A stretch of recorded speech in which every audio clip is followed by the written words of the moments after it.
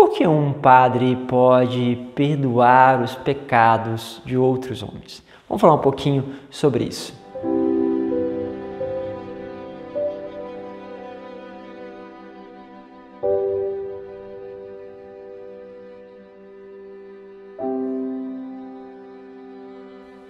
Em nome do Pai, do Filho e do Espírito Santo. Amém. Que bom ter a tua presença mais uma vez conosco. Está chegando a primeira vez, se inscreva e participe conosco deste itinerário com a Palavra de Deus.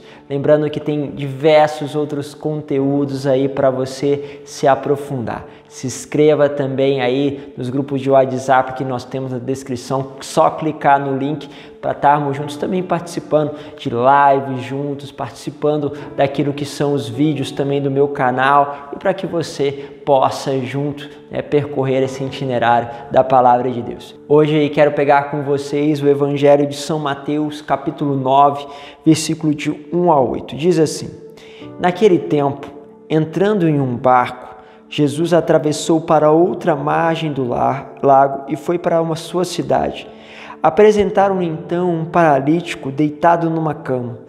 Vendo a fé que eles tinham, Jesus disse ao paralítico: Coragem, filho, os teus pecados estão perdoados.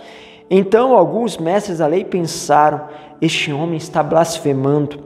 Mas Jesus, conhecendo os pensamentos deles, disse: Por que tendes esses maus pensamentos em vossos corações? O que é mais fácil dizer: Os teus pecados estão perdoados, ou dizer: Levanta-te e anda? Pois bem, para que saibais que o Filho do Homem tem na terra o poder para perdoar os pecados, disse então ao paralítico: Levanta-te, pega a tua cama e vai para a tua casa. O paralítico então se levantou e foi para sua casa. Vendo isso, a multidão ficou com medo e glorificou a Deus por ter dado tal poder aos homens. Palavra da salvação. Olha só que forte, né? Esta dimensão agora que Jesus vai lá e cura este paralítico. Havia uma concepção de que a paralisia, a lepra, eram consequências do pecado. Assim, uma pessoa ser perdoada significa também um processo de cura. E há um sentido profundo nisso. Por exemplo, quando nós realizamos o sacramento da unção dos enfermos, que muitas vezes se falou extrema unção, porque se dava quando a pessoa estava morrendo. Hoje em dia, quando algum padre vai até dar a unção dos enfermos, a pessoa já fica meio assim, achando que já vai morrer. Não, não é isso. A unção dos enfermos é dada justamente para a cura. E qual é o principal ponto assim da unção dos enfermos, Além, lógico, da unção ali com óleo, é que você é perdoado dos pecados.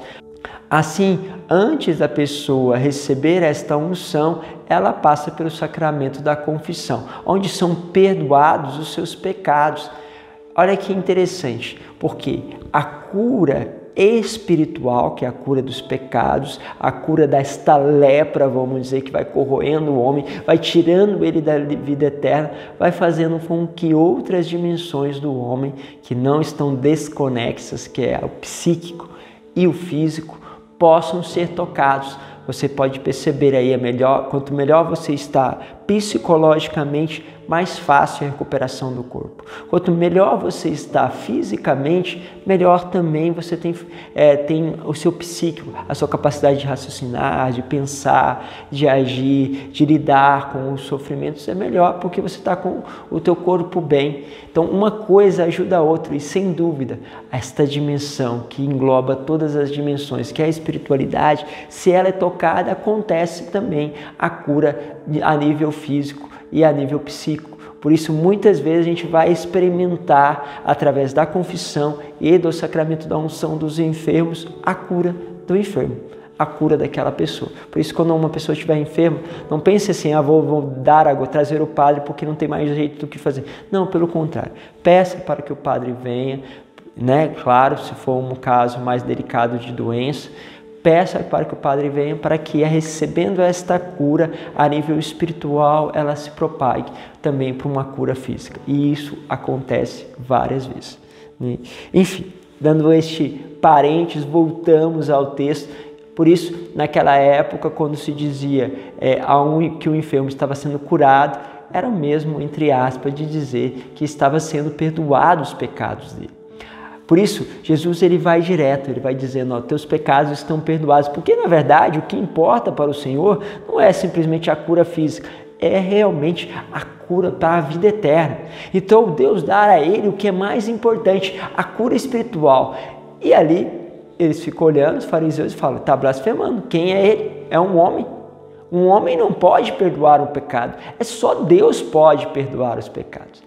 E você sabe que essas coisas ainda aparecem aí nos dias de hoje, quando alguém fala assim, não preciso confessar com o padre, confesso logo com Deus, falo diretamente com ele. Aquele padre é uma pessoa humana e de certa forma você tem razão, nós somos humanos, mas aqui há um mistério, que Cristo, ele dá uma autoridade à igreja. O que acontece? Ele dá as chaves a Pedro. Quando ele diz, olha, tudo aquilo que você ligar aqui na terra vai ser ligado no céu. Tudo aquilo que você desligar aqui na terra vai ser desligado no céu. Ou seja, a autoridade que você faz as coisas aqui é também uma autoridade espiritual. E ele vai então dar esta autoridade a Pedro. Pedro, que é o nosso primeiro Papa, ele recebe esta autoridade e ele com esta autoridade repassa. Eles são chamados a agir como o próprio Cristo agiria. Então, esta autoridade de agir na pessoa de Cristo, que é dado pela igreja, que o Senhor deu a Pedro, que é dado à igreja, também é dada aos sacerdotes. Por isso, já não é homens que atendem à confissão, mas é o próprio Deus que escuta. Lógico, aqui, na fragilidade deste homem, com todas as suas limitações, mas não sou eu em si que perdoo os pecados, mas é Cristo que está em mim, que a gente chama persona Christi, age na pessoa de Cristo. É esta pessoa de Cristo que lhe perdoa os pecados.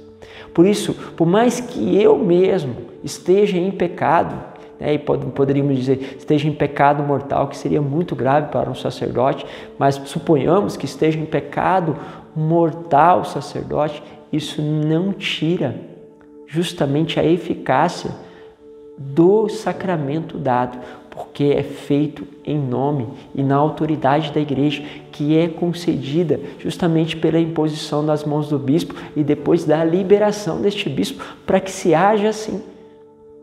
Então, eu sou ordenado, mas eu tenho que receber, a gente chama de uso de ordens. Eu preciso ser liberado para exercer os sacramentos, para que esses sacramentos possam ser dados ao povo.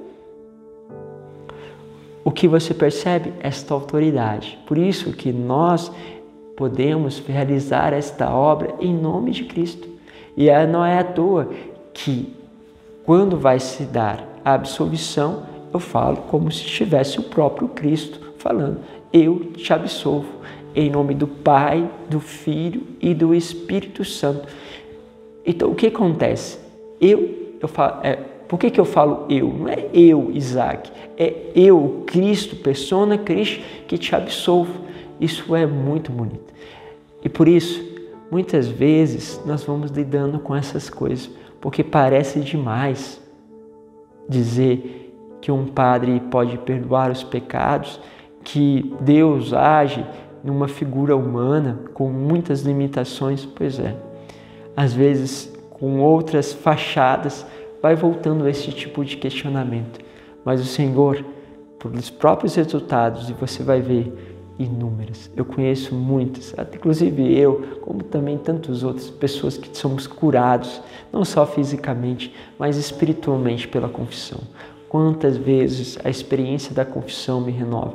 Sem dúvida, um dos sacramentos que eu mais gosto dentro da igreja, porque é realmente uma obra extraordinária. Então, pelos frutos da confissão, você vai percebendo que há uma obra extraordinária acontecendo. E eles aqui tiveram que, de certa forma, entender que havia algo extraordinário acontecendo, porque eles viram o milagre que estava acontecendo. Por isso, você precisa experimentar deste milagre que acontece no confessionário, um milagre que te leva para a vida eterna. Deus vos abençoe, Pai, Filho e Espírito Santo. Amém.